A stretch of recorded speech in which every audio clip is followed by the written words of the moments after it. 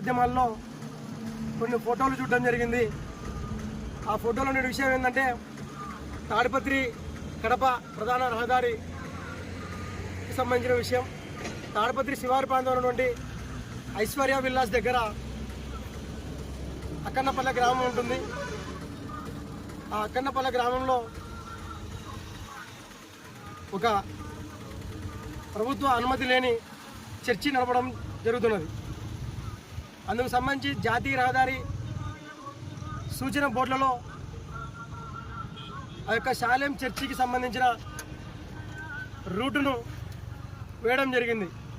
ఈ విధంగా Shalem church route ఇటు, శాలేం చర్చి రూట్ అటు అని కూడల్లో ఉన్నటువంటి 4 వైపులా ఆ యొక్క చర్చికి సంబంధించినటువంటి రూటులు వేయడం జరిగింది. ప్రభుత్వ అధికారుల్ని మేము ఒకటే ప్రశ్నించదలుచుకున్నాం. ఇది భారతదేశమా లేక క్రైస్తవ దేశమా అని ప్రశ్నిస్తున్నాం.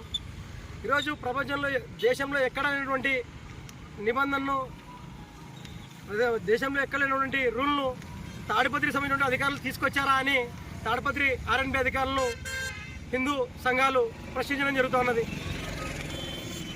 ఈరోజు క్రైస్తవం మీద మీకు ఎందుకంత ప్రేమ అని తాడిపత్రి హిందువులుగా మేము మిమ్మల్ని ప్రశ్నిస్తూ ఉన్నాం.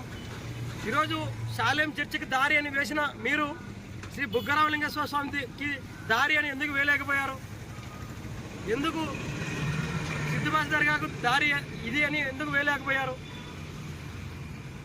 అంటే ఇది కేవలం కొత్త రకం మత ప్రచారంలో భాగంగా మీరు ఈ విధంగా చేస్తున్నారా అని అధికారులను ప్రశ్నించడం జరుగుతున్నది.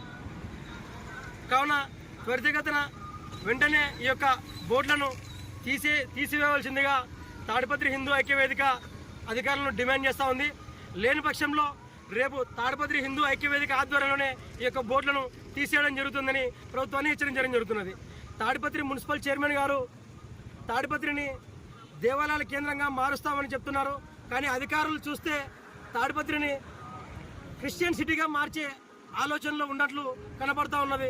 కావున వెంటనే అధికారులు ఈ యొక్క బోర్డుల విషయంలో చర్యలు తీసుకోవాల్సిందిగా కోరడం జరుగుతున్నది. జై శ్రీరామ్.